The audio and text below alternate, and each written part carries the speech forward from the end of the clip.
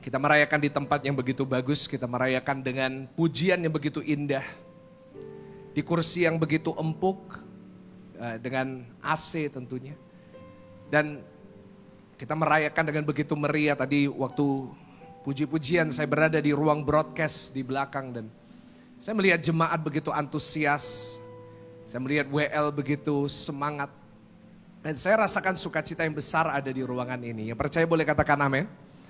Tapi saya tidak bisa berhenti berpikir bagaimana situasi yang kita alami sekarang di ibadah ini sangat kontras sekali dengan apa yang dialami oleh murid-murid 2000 tahun yang lalu.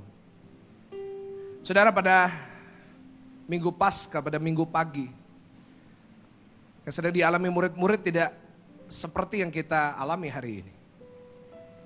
Tidak ada tepuk tangan, tidak ada sorak-sorai, tidak ada teriakan amin maupun nyanyian yang indah. Dan jika kita membayangkan situasi di ruangan yang terkunci, di mana murid-murid Yesus berkumpul, sebenarnya gak ada sesuatu yang agung dan baik tentang itu. Saudara, Jumat kemarin kita beribadah di tempat ini, saya melihat banyak wajah-wajah yang juga hadir hari ini. Jumat kemarin kita sebut sebagai Jumat Agung. Ya kan? Bahasa Inggrisnya apa saudara? Good Friday. Wah, kita merayakan yang begitu meriah. Tetapi hari ini kita bisa mengatakan it was a Good Friday. Itu Jumat yang agung, Jumat yang begitu indah. Itu karena kita lihatnya dari hari Minggu. Karena kita tahu bahwa Yesus udah bangkit. Karena itu Jumat itu merupakan Jumat yang agung, Jumat yang indah, Jumat yang sangat baik. Dan kita merayakan dengan begitu meriah. Tetapi bagi murid-murid Jumat itu bukan merupakan Jumat yang baik. No. Jumat, Sabtu sampai Minggu bagi murid-murid merupakan Jumat yang menakutkan. Jumat yang penuh keraguan. Jumat yang penuh dengan kegelisahan. Di mana Alkitab mencatat 11 murid sedang sembunyi di ruangan yang terkunci. Saya bisa bayangkan situasi yang mencekam. Kenapa? Karena 11 murid ini serta wanita-wanita yang mengikut Yesus sedang diburu sama tentara Roma. Sedang diburu sama kepala agama. Dan saya bisa bayangkan mungkin mereka berada di ruangan itu dan saat ada tentara Roma berjalan di depan rumahnya, mereka diam. Karena mereka tahu kalau sampai mereka tertangkap, kepala mereka pasti akan dipenggal. Bagi murid-murid itu bukan Jumat yang agung. Itu bukan Jumat yang baik, apalagi no, itu Jumat yang mengerikan buat mereka. Dan saya boleh katakan Jumat yang mengecewakan dan Sabtu yang mengecewakan mereka. Kenapa? Karena pengharapan mereka yang mereka lihat telah sirna. Yang namanya Petrus yang udah ninggalin bisnis perikanan. Punya banyak perahu-perahu. Dia sudah merupakan seorang pengusaha ikan. Dia ninggalin itu semua. Dan ikut Yesus dengan sebuah harapan pada saat Yesus nanti jadi raja. Dia akan punya jabatan. Yang namanya Matius, seseorang yang kita tahu sebagai pemungut cukai, salah seorang yang punya jabatan di pemerintah Roma, dia ninggalin posisi itu untuk ikut Yesus. Tapi pada saat Yesus mati, dia gak ada jalan lagi karena dia sudah meninggalkan pekerjaan dan dia harus mulai dari nol.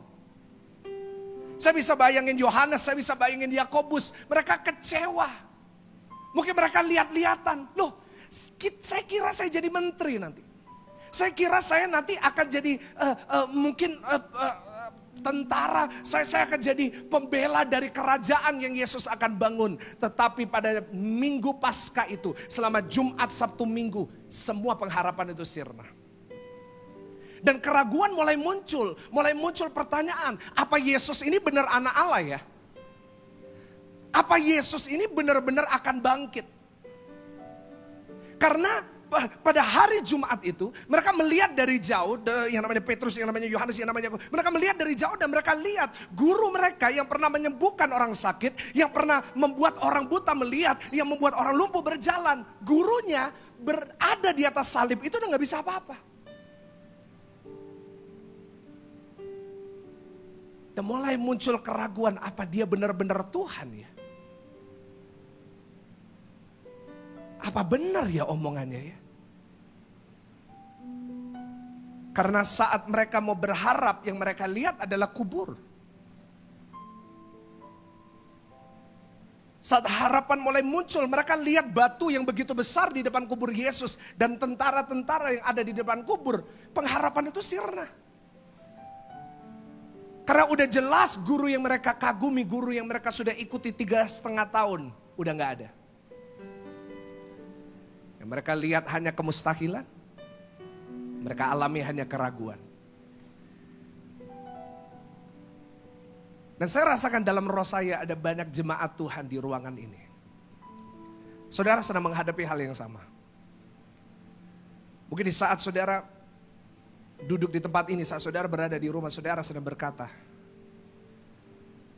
Pak Pendeta, saya ngadepin kemustahilan yang membuat saya ragu, apa benar-benar Tuhan ada gak sih? Kalau Tuhan ada, kenapa Tuhan izinkan ini? Karena kalau kita lihat secara harafiah, kalau kita lihat secara mata kita, memang gak ada jalan yang terbuka. Saya tahu karena setiap hari saya menerima ribuan chat dari jemaat, terutama lewat acara Selah. Mereka berkata, Pak, saya sudah kecewa dengan Tuhan. Tadi pagi ada yang WA saya setelah khotbah jam 10, dia berkata, Pak, tolong bantu saya bisa membuang kecewa saya sama Tuhan. Karena apa yang saya alamin tahun 2020 itu bertolak belakang dengan firman. Dan itulah pengalaman dari murid-murid Bapak Ibu Saudara. Karena itu pesan saya buat setiap jemaat yang Tuhan percayakan untuk saya gembalakan. Saya ada catat di slide. Hari ini memang jika kita fokus dengan apa yang kita lihat.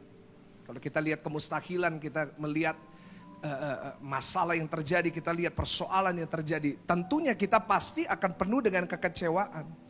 Karena seringkali dalam hidup kita harus jujur, selama 1 tahun yang kita lewati, banyak kekecewaan, banyak hal-hal yang gak terjadi sesuai dengan keinginan kita. Dan kalau kita melihat apa yang kita lihat, kalau kita melihat itu terus, pasti kita kecewa dong sama Tuhan. Seperti murid-murid mungkin.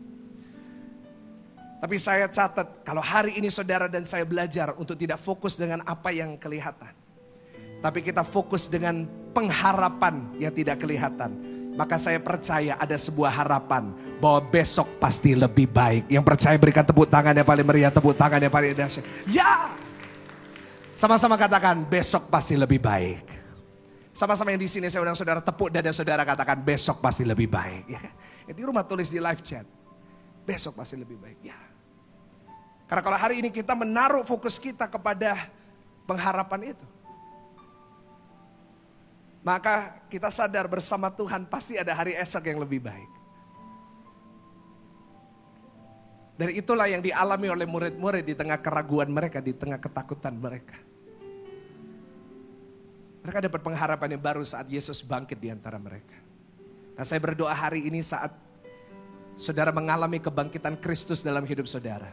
Saya percaya ada pengharapan yang baru bagi setiap saudara. Sebelumnya berikan tepuk tangan dulu yang paling dahsyat buat Tuhan. Haleluya. Hari ini saya membawakan satu firman Tuhan dengan judul yang kalau saya boleh katakan agak klise. Yaitu kuasa kebangkitan Kristus. Sekali lagi katakan apa? Kuasa? Ya, ini klise. Ya, kenapa? Karena ini adalah khotbah dari siapa hamba Tuhan di hari Paskah. Tapi izinkan saya hari ini menyampaikannya dengan cara saya sendiri, dengan style saya sendiri. Dan mari kita buka sama-sama dalam Yohanes pasalnya yang ke-20. Yohanes pasalnya yang ke-20 ayatnya ke-19 sampai ayatnya yang ke-23. Karena di sini ada banyak mic yang mengelilingi ruangan ini. Saya berharap saudara bisa baca dengan sekeras mungkin supaya di rumah berapa ratus mereka bahkan ribu mereka yang akan dengar, supaya mereka bisa dengar suara saudara dan bisa tercatat di sejarah. Ya kan?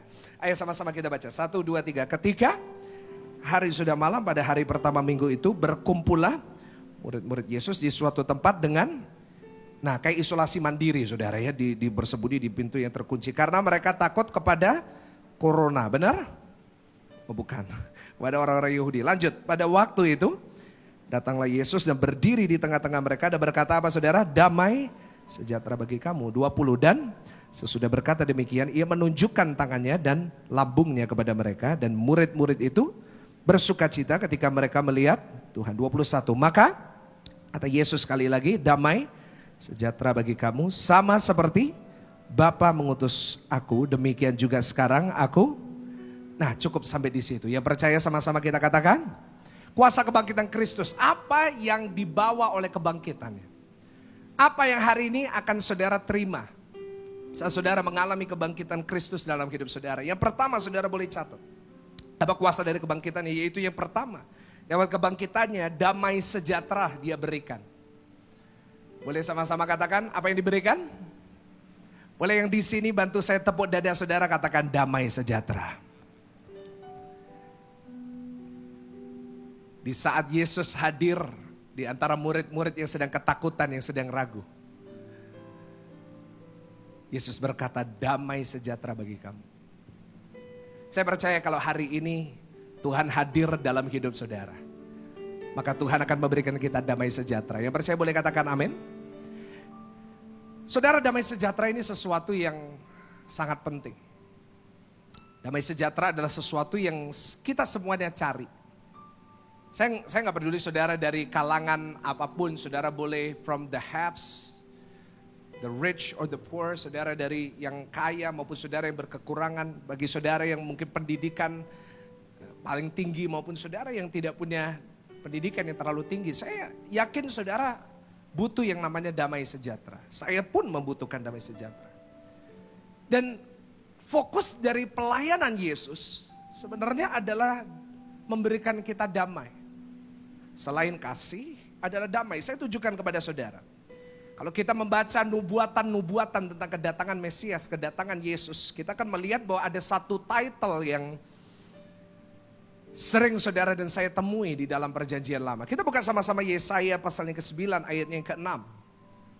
Yesaya pasalnya ke-9 ayatnya ke-6. Sebab seorang anak telah lahir untuk kita, seorang putra telah diberikan untuk kita. Lambang pemerintahan ada di atas bahunya dan namanya disebut orang. Sama-sama dengan saya katakan apa? Yang kedua, Allah yang perkasa, Bapa yang kekal, dan perhatikan apa saudara? Raja damai. He's the Prince of Peace. Raja damai. Bahkan kalau nanti saudara di rumah atau saudara di sini pulang, nanti saudara coba buka Alkitab. Saya nggak tahu berapa banyak dari saudara masih punya Alkitab tradisional, ya kan? Saudara buka yang udah debuan itu. Saudara buka ke Yesaya 9. Judulnya adalah Kelahiran Raja Damai. Itu merupakan subjek yang Yesaya mau kita belajar. Kelahiran Raja apa saudara? Dia disebut Raja Damai yang akan lahir. Dan ini ditulis oleh Yesaya dalam masa di mana orang-orang Israel sedang dijajah, orang-orang Israel sedang mengalami satu tekanan yang berat dalam sejarah mereka. Karena itu ada sebuah suara pengharapan dari Tuhan lewat nabinya yang bernama Yesaya, berkata akan lahir seorang Raja Damai buat kalian semua. Dan saya percaya Tuhan Yesus adalah Raja Damai yang lahir dalam hidup kita. Boleh katakan amin saudara? Kenapa perlu damai? Kenapa dia perlu lahir sebagai Raja Damai? Karena saya catat, karena damai adalah sesuatu yang dinanti-nantikan oleh manusia dari semua kalangan. Setiap pribadi di ruangan ini, setiap pribadi yang sedang mendengarkan suara saya ini, yang di rumah pun saudara adalah seseorang yang memerlukan damai sejahtera itu. Setuju dengan saya? Kita butuh damai. We need peace in our life. Dan saudara, damai ini seringkali sangat sulit untuk kita dapatkan. Saudara, saya ingin katakan kalau kita bisa beli damai dengan harta, maka gak ada orang kaya yang bakal bunuh diri. Setuju dengan saya? Kalau damai bisa dibeli pakai duit, pakai dolar, gak ada artis bunuh diri. Tadi malam waktu saya mempersiapkan khotbah ini sekitar jam 11, jam setengah 12. Saya lihat di story teman-teman saya, ya kan. Saya sempat buka teman-teman saya yang di Amerika ya, beberapa kenalan saya. Mereka ada yang posting, pray for DMX. Apa DMX? Itu seorang artis, terkenal cukup di tahun 90-an. Saudara yang muda-muda pasti nggak ngerti itu. Yang 90-an pasti ngerti yang namanya DMX itu. Seorang yang cukup terkenal pada zaman itu. Kalau saudara mau tahu kurang lebih DMX kayak apa, saudara tinggal lihat tadi WL kita yang rambutnya tebel itu saudara, maksudnya Frigo. Mirip-mirip kayak gitu. Beritanya tadi malam, dia overdose of drugs. Dia pakai narkoba, overdosis dan lagi gawat. Saya nggak tahu kabarnya, apakah selamat atau meninggal. Kaya, terkenal. Kalau uang bisa beli damai, nggak mungkin tadi malam itu terjadi. Banyak orang-orang kaya, banyak orang-orang selebriti bunuh diri. Beberapa tahun yang lalu saya teringat dengan seorang chef yang saya sering lihat di TV, namanya Anthony Bourdain. Kerjaannya dinaikin pesawat, ditidurin hotel bintang 5, diajak makan restoran paling mahal yang ngantri, disuruh makan dan bukan cuma suruh makan, disuruh kritik. Saudara bisa bayangin pekerjaannya begitu enak. Kita kadang-kadang makan harus bayar, komplain gak digubris saudara. Ini udah dibayar naikin pesawat mahal, kadang-kadang jet pribadi, makan di restoran enak, dikenal orang, ngeritik chef. Tapi dia mati bunuh diri. Uangnya gak kurang, uangnya banyak. Tapi kenapa kok bisa bunuh diri? Beberapa saat yang lalu, Robin Williams. Siapa gak kenal Robin Williams? Mungkin yang tahun milenial, yang Gen Z mungkin gak ngerti. Tapi saya yakin saudara 90% saudara pasti kenal Robin Williams. Komedian favorit saya. Lucu banget. Terkenal, kaya, kok bunuh diri? Pernahkah saudara berpikir? Uang mereka begitu banyak, tapi kok bisa? Michael Jackson. Memang gak bunuh diri, tapi dia hidup gak pernah bisa lepas dari drugs untuk nenangin diri. Michael Jackson itu kaya, terkenal, hebat. Saya itu ngidolakan dia dulu. Sampai dulu saya pas zamannya saya ngidolakan, saya waktu itu masih WL. Saya kalau nyanyi suka mirip-mirip Michael Jackson. Jadi kalau nyanyi Allah bangkit bersorak. Karena saya ngidolakan dia banget. Saya kepingin nari karena dia hebat banget, tapi dia gak bisa tidur tanpa obat tidur segenggam. Why? Kalau uang bisa bayar damai, bisa nebus damai, saya yakin gak ada orang-orang hebat-hebat use drugs and die. Kalau kita bisa membeli damai dengan tahta, maka nggak ada orang yang saling memfitnah dan saling menjatuhkan. Ya dong, kadang-kadang orang yang punya tata atau punya jabatan, itu stresnya tinggi, nggak bisa damai. Karena banyak orang memang cari itu, apa? Harta, tahta, melita, bener? Nggak, itu artis, harta, tahta, wanita. Kalau tadi harta ya, nggak bisa beli. Kalau yang namanya tahta ini bisa berikan, maka gak ada direktur GM yang stres. Kenapa? Gak ada yang saling menjatuhkan, gak ada politik di tempat kerja. Kenapa? Karena mereka damai. Tetapi gak ada yang ngerasa damai loh. Semakin tinggi, stresnya semakin tinggi. Kenapa? Karena banyak kompetisi. Waduh, jangan sampai nanti anak buahku diangkat lebih tinggi dari aku. Waduh. Dan banyak orang-orang yang saya tahu, orang-orang yang punya jabatan tinggi justru stres, gak punya damai. Bapak ibu saudara, kalau kita bisa beli damai dengan pernikahan, maka gak ada yang namanya perceraian tinggi banget. Tahun 2020 tingkat perceraian meningkat drastis. Kalau pernikahan itu bisa memberikan damai, oh enak dunia ini, gak ada yang cerai. Saya tuh kalau kasih konseling pranikah ya, saya selalu kasih tahu, jangan pikir menikah itu menyelesaikan masalah. Tapi menikah itu nambah. Saya lihat ibu-ibu mulai, iya pak, bener pak itu pak.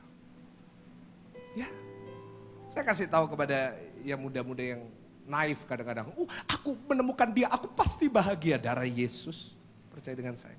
Kenapa? Karena dua jadi satu kan. Artinya ya kekuatannya jadi satu. Ya, tapi masalahnya dua jadi apa gede. Wah, dunia ini haus sama damai. Karena damai itu nggak bisa kita dapatkan dengan gampang. Karena itu saya catat. Sebenarnya damai itu adalah kebutuhan pokok. Sama-sama katakan kebutuhan apa saudara? Ya di rumah tulis di live chat, kebutuhan pokok. Kita semuanya kebutuhan pokok kita adalah damai. Banyak dari kita cita-cita supaya kita damai. Pak, nanti kalau aku punya rumah aku bisa damai Pak. Kalau aku nanti bisa punya mobil sendiri. Kalau utangku udah lunas, aku tenang. No. Kadang-kadang kita gak bisa dapetin itu dari semuanya. Itu kebutuhan kita, tapi seringkali, saya nggak tahu dengan saudara, tapi kadang-kadang sulit banget untuk kita dapat itu. Karena itu Yesus lahir, Mesias itu lahir untuk memenuhi kebutuhan saudara dan saya. Dia lahir untuk memenuhi damai sejahtera dalam hidup saudara. Yang percaya berikan tepuk tangan yang paling meriah, tepuk tangan yang paling dahsyat. Tuhan nggak hanya memberikan kita hidup yang diberkati, ya itu bonus, sama-sama katakan bonus. Ya, saudara bisa punya rumah besar, saudara bisa punya mobil bagus. Itu bonus Pak Bu. Tapi dia lahir bukan untuk rumah saudara yang berapa puluh M. Dia lahir bukan saudara bisa punya jam tangan yang harganya ratusan juta. No. Dia lahir untuk memberikan saudara damai sejahtera. Nah kalau kita nggak ngalamin itu kita rugi banget. Saudara, dunia ini sangat butuh yang namanya damai sejahtera. 4.000 tahun ini ada penelitian yang menunjukkan 4.000 tahun terakhir. Cuma ada 268 tahun damai. Selain itu ribuan tahun perang manusia. Negara-negara gak ada yang bisa tenang. Dan dunia ini haus sama yang namanya damai. Nah, saya yakin yang di ruangan ini saudara akan setuju dengan saya bahwa kita haus akan kedamaian itu. Karena itu saya mau kasih pesan buat saudara. Bisa ditampilkan di slide. Karena itu kalau hari ini saudara perlu damai sejahtera. Saudara harus tahu bahwa kedamaian itu gak bisa ditemukan di luar hati manusia. Saudara hari ini mengejar damai itu di luar hati manusia. Dari kekayaan saudara, kekuatan saudara, jabatan saudara, jumlah yang saudara punya. Gak akan saudara bisa dapat. Gak akan bisa saudara dapat. Karena saya catat bisa ditampilkan sekali lagi. Damai gak bisa ditemukan di luar hati manusia. Damai itu bukan dari luar ke dalam, tapi dari dalam keluar. Tapi damai itu hanya bisa ditemukan dengan hubungan kita dengan Tuhan. Siapa di sini bersyukur saudara dan saya diberikan hubungan dengan Tuhan? Kita berikan tepuk tangan yang paling meriah, tepuk tangan yang paling meriah. Bisa ditampilkan di slide sekali lagi, banyak yang masih belum sempat catat. Damai sejati nggak bisa ditemuin di luar hati manusia, tetapi ditemukan dalam hubungan kita dengan Tuhan. Sama-sama yang di sini tepuk dada saudara katakan, saya harus punya hubungan dengan Tuhan. Saya mau berikan pesan bagi setiap saudara di sini dan yang di rumah. Bahwa Tuhan hari ini ingin punya hubungan dengan saudara. Lewat kebangkitannya, saya sudah sampaikan kemarin. Jumat bahwa kita didamain sama Tuhan. Nah hari ini siapapun saudara, mungkin saudara boleh punya masa lalu yang buruk. Saudara boleh punya banyak masalah yang menjadi beban dalam hidup saudara. Tapi percayalah hari ini Tuhan mau punya hubungan dengan saudara. Saudara yang di sini, saudara yang di sini, saudara perhatikan. Hari ini ada sebuah undangan dari Tuhan Yesus lewat kebangkitannya 2000 tahun yang lalu. Untuk saudara punya hubungan sama Tuhan. Nah, hari ini doa saya adalah saudara mau menerima undangan itu. Karena kalau enggak kita rugi banget. Karena Yesus lahir supaya kita manusia yang percaya kepada Dia bisa dapetin apa yang dicari sama dunia. Apa yang dunia bisa berikan lewat hal-hal yang mengikat, Tuhan bisa berikan damai itu hanya dengan hubungan dengan Dia. Tapi sayangnya banyak orang Kristen gak punya hubungan itu. Sayangnya banyak orang Kristen gak ngalamin damai itu. Saya mau tampilkan di slide.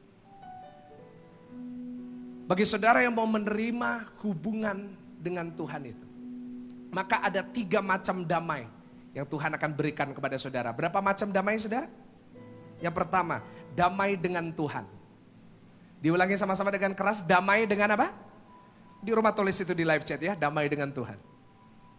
Tahukah saudara bahwa hari ini saat saudara percaya kepada Yesus, Yesus bangkit dan lahir dalam hati saudara. Saudara dapat damai dengan Tuhan. Kemarin Jumat saya menyampaikan bahasa teologisnya, bahasa Inggrisnya, reconciliation.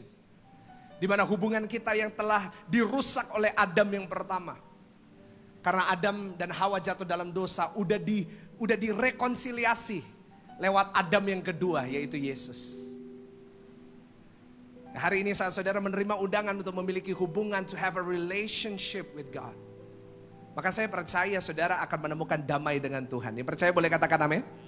Dan yang kedua bisa ditampilkan, yaitu damai dari Tuhan. Bukan hanya damai dengan Tuhan, bukan hanya with Him, but from Him. Damai dari Tuhan. Tadi jam 10 setelah kita doakan, banyak jemaat yang WA. Pastor, thank you so much. Saya ngerasa lega banget. Saya ngerasa damai. Saya udah 20 tahun gak ngalamin. Ya. Dan itu gratis loh. Itu cuma-cuma karena itu adalah kasih karunia Tuhan. Sama-sama katakan kasih karunia Tuhan. Dan yang ketiga, bukan hanya damai dengan Tuhan. Bisa ditampilkan, bukan hanya damai dari Tuhan. Tapi kita juga diberikan kemampuan untuk memiliki damai dengan sesama. Damai dengan siapa?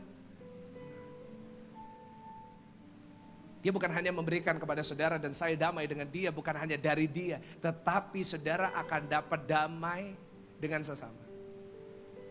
Mungkin hari ini yang datang rumah tangga saudara ada yang lagi tekanan tinggi. Suami sama istri kalau ngomong gak pernah bisa biasa, ngegas. Nyolot banget. Apa sih? Mungkin hubungan orang tua dengan anak gak ada damai, selalu gak cocok. Tapi hari ini percayalah saat saudara menerima hubungan itu dengan Tuhan. Saya percaya, saya ucapkan damai sejahtera buat rumah tangga saudara. Yang percaya berikan tepuk tangan sekali lagi yang paling dahsyat buat Tuhan. Ya, itu yang Tuhan berikan. Itu yang Tuhan tawarkan hari ini bagi setiap saudara. Dan hari ini seperti murid-murid. Saat Yesus hadir, saat Yesus ada di situ. Di ruangan itu. In the room where it happened. Yaitu di ruangan ini juga di mana Yesus hadir. Maka damai sejahtera memenuhi ruangan itu. Dan saudara, saat damai sejahtera memenuhi ruangan, memenuhi hati kita, saya tampilkan yang namanya ketakutan diubah jadi keberanian. Boleh katakan amin saudara? Ketakutan diubah jadi apa saudara? Itu yang dialami sama murid-murid. Mereka yang takut, waduh mereka, oh my God, we're gonna die. Mereka berkata kayak gitu. Tapi diubah jadi keberanian. Kalau saudara nanti baca dalam Kisah Para Rasul, murid yang sama yang sedang ketakutan, murid yang sama yang lagi sembunyi, justru mereka bisa bersaksi di depan orang-orang, ribuan orang, dan berkata, Yesus mati buat aku dan Yesus sudah bangkit. Wow. Ketakutan jadi keberanian. Begitu juga dengan setiap saudara yang ada di sini. Mungkin ada saudara yang lagi takut, mungkin dia di rumah lagi takut, Pak saya takut corona, Pak saya takut mati. No. Hari ini saat damai sejahtera ada dalam hidup saudara, maka ketakutan diubah jadi apa saudara? Jadi keberanian. Yang kedua, keraguan diubah jadi kekuatan. Saat mereka ragu akhirnya mereka bisa jadi kuat. Mereka jadi kuat untuk memberitakan firman, mereka jadi kuat untuk menyampaikan pesan Tuhan buat orang-orang Yahudi. Dan yang ketiga, kemustahilan diubah jadi kesempatan. Mereka berkata, Pak, mungkin mereka berkata, gak mungkin. Oh, this is impossible. Kita gak mungkin bisa membawa Injil ini ke seluruh dunia. Tapi bagi murid-murid saat damai sejahtera mereka terima apa yang terjadi. Kemustahilan jadi kesempatan untuk mereka bisa memberitakan tentang Yesus ke seluruh dunia. Dan hari ini kita ada karena damai itu. Boleh gak kita kasih tepuk tangan buat damai yang Tuhan berikan kepada kita? Ya. Hari ini kuasa kebangkitannya, yaitu dia akan memberikan damai buat saudara. Dan yang kedua yang terakhir, pemain musik silakan naik Yohanes 20 ayatnya ke-20. Yohanes 20 ayatnya ke-20. Karena ini ayat terakhir kita mau baca bersama-sama dengan keras. 1, 2, 3. Dan sesudah berkata demikian ia menunjukkan tangannya dan lambungnya kepada mereka. Sama-sama katakan, dan murid-murid itu apa saudara? Yang kedua, yang selain damai sejahtera yang Tuhan berikan, yang kedua dia akan memberikan sukacita buat saudara. Sama-sama tepuk dada saudara, katakan damai sejahtera. Sama-sama tepuk, katakan damai sejahtera. Dan tepuk lagi, katakan sukacita. Ada sukacita saat mereka melihat Yesus. There is joy when they saw the Lord. Kenapa mereka memiliki sukacita saat melihat Yesus, saat melihat lambungnya yang tertikam, saat melihat tangannya yang terpaku? Kenapa mereka bersukacita? Karena mereka tahu lewat kebangkitan Yesus, karena Yesus sudah bangkit, masih ada hari esok. Sama-sama katakan, masih ada apa? Tulis di live chat saudara, masih ada hari yang penuh dengan harapan. Pada saat mereka melihat Yesus mati, mereka kehilangan sukacita. Kenapa? Karena Yesus gak bangkit. Dan semua harapan mereka bahwa akan ada kebangkitan yang kedua. Yesus berkata pada saatnya nanti aku akan membangkitkan. Harapan itu sirna. Tapi pada saat Yesus hadir, mereka punya sukacita. Kenapa? Karena mereka tahu, saya boleh mati, tetapi nanti pada saat Yesus datang kedua kalinya, aku akan dibangkitkan dan memerintah bersama-sama dengan Dia. Siapa bersukacita karena itu? Berikan tepuk tangan yang paling meriah. Sambil bangkit berdiri, berikan tepuk tangan. Sambil bangkit berdiri saudara. Kita nyanyikan sama-sama.